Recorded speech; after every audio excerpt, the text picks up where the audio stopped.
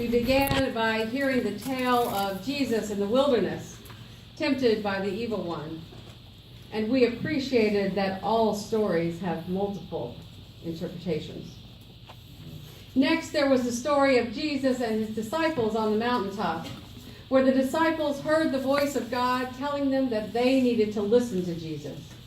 And what Jesus had told them was the road of faith was not an easy one, but rather one that demanded everything. Last week, you heard the story of the Samaritan woman who encountered Jesus while she was drawing water at a well, and discovered how Jesus was willing to disregard unfair social boundaries in order to liberate this one who was considered an outsider. And he engaged her in deep theological conversation, ultimately challenging not only her own understanding of God, but also expanding how God was understood in his own tradition. He said, one day we will all worship God in spirit and in truth. Today we have heard a story about a man born blind and how Jesus healed him with spit and mud and a trip to the local pool. And in this story, Jesus is at it again, this time breaking religious rules about healing on the Sabbath. And continuing, as he likes to do, to engage in theological debate. In this passage, Jesus pushes back against both the disciples and the Pharisees in their understanding of sin. The disciples think that the man is blind because he or his parents did something wrong, and that his blindness is a punishment from God.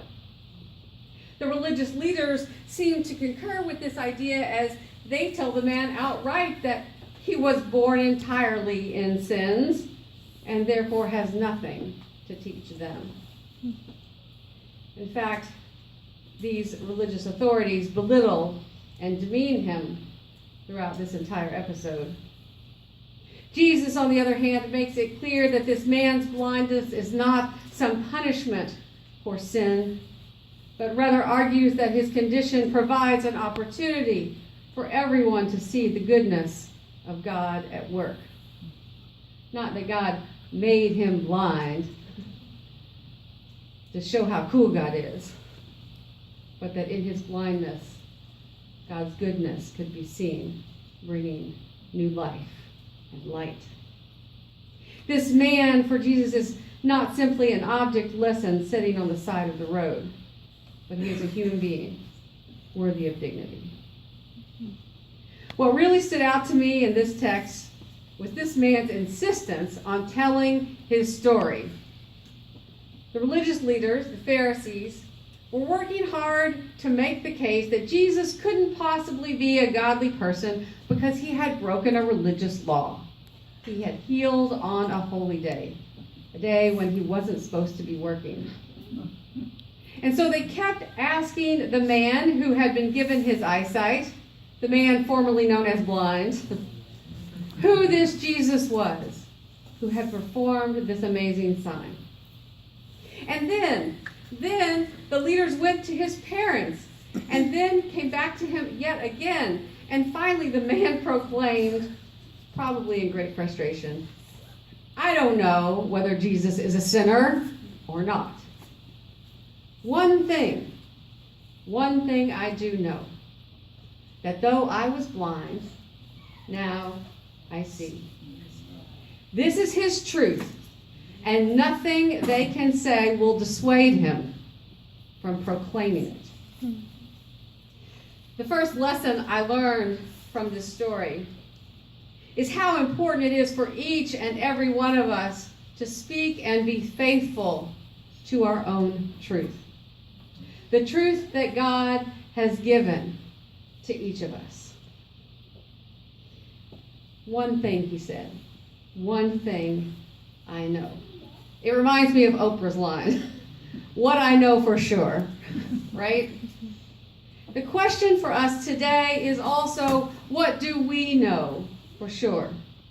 What's the one thing that we know for certain And how do we faithfully share that truth, even in the midst of confusion and controversy?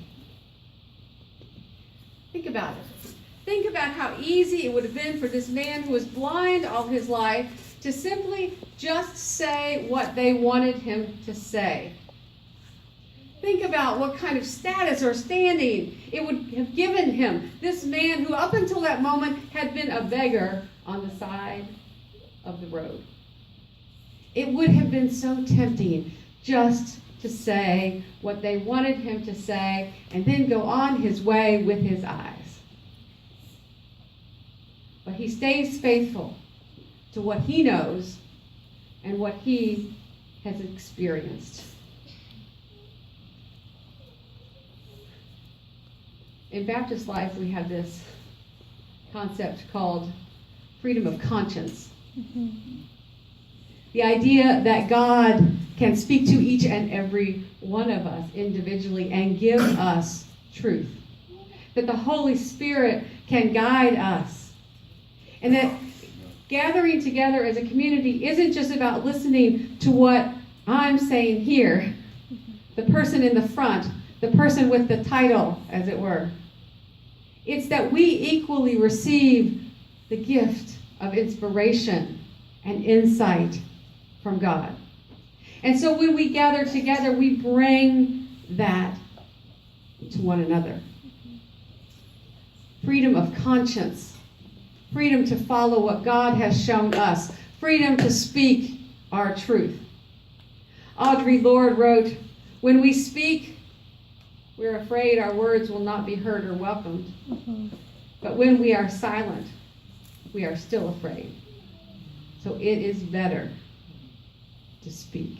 Amen. Let us not allow the truth that is within us to be silenced by those who would put us or it down. And then my favorite part. When this man with sight finally does speak his truth to those in power, he flips the script on them. I mean, not at first, you understand. It took him a little while to, I think, build up the courage. But when they continue to ignore him and not hear him, he takes on the role of teacher. I've told you this before. Why should I tell you again? Do you want to be his disciple? Of course, as is often the case with truth spoken to power, they were not too happy to hear what he had to say. And they threw him out. And that leads me to a second insight from the story. How important it is for us, especially those of us who do serve in roles of religious leadership, to listen and to really hear the experience of marginalized people, the people Jesus valued, the people to whom he gave vision, the ones who have a truth to tell, a truth that we might not always like to hear. That's right. What the Pharisees realized, see, is that if this man who was born blind was right about this man named Jesus, well, then that meant they were wrong. And if they were wrong, they'd have to admit it and maybe even change their understanding of God and how God worked in the world. And that is never an easy thing to do. Truth be told, I really empathize with the Pharisees. I mean, think how hard it is to shift your entire worldview. I mean, we like to blame them a lot, right? As Jenny Canoe says, we make them our straw people, our straw men that we can knock over because they didn't get it. But how hard is it for us to change our entire worldview? If you have heard something is true all your life and suddenly you're presented with a new truth, it can be very, very difficult to try to switch your way of thinking. It can mean losing your grip on everything you've ever been taught and believed in order to make space for a new idea. It can also mean coming to terms with the fact that some of the folks whom you love might actually be mistaken in their understanding. In a class a number of years ago about the Bible and homosexuality, a dear brother once said to me, "You have to understand, Pastor, that we have been told our whole lives that this is an abomination. And yet, after hearing the stories of gay and lesbian people of faith, after reading the scriptures with new eyes, and after wiping away some oppressive ideology, this same brother said to me at the end of this course, 'You know, Jesus did die on the cross for doing something new, didn't he?' We have to open our ears, hear stories, so that our eyes can follow." Bishop John Shelby Spong contends that this entire story in John is a metaphor. It's a metaphor for interpreting what happened to the Jewish Christians in the early days who were kicked out of the synagogues because of their understanding of Jesus as Messiah. Now, the Gospel of John was likely written to a Jewish community who followed Jesus and who had increasingly come to be at odds with those in their wider tradition who didn't see things the same way. Remember, this gospel was written at least 70 years after the crucifixion, at a time when the temple in Jerusalem had been destroyed by the Romans, and the followers of Jesus had grown to include Samaritan and Gentiles, or folks from the non-Jewish community. So as you might imagine, some in the Jewish community felt like it was important to focus on group identity and survival, while others were increasingly becoming more inclusive. And this rift that had grown between them increasingly became too much for either of them to handle. This story, according to Spong, seeks to express the feelings of those who had been excommunicated from their traditional faith community. It was a way for them to metaphorically speak of how a group of believers had come to see a new theological truth in the life of Jesus. Jesus, now don't forget, was a good Jewish boy. This wasn't an us against them thing per se, as we think about it, and as it has often been used in Christian history, Christians versus Jews. No, this was a theological dispute within a faith tradition where everyone was Jewish. And Jesus, I think what Jesus knew for sure is that God is love. And he spoke that truth, and he lived that truth with a passion that took him all the way to his death, because he wouldn't relent. And Jesus' disciples knew for sure that this same God who raised Jesus from death, that God had given them a message of inclusive love for all the nations. That was their one thing. This was the new vision that had come to the early Christian community. Because they believed that Jesus was the light of the world, they could, says Spong, no longer act as if the truth of God had been or could be captured in the religious forms of the past. Indeed, they were the ones saying, "I was blind, but now I see."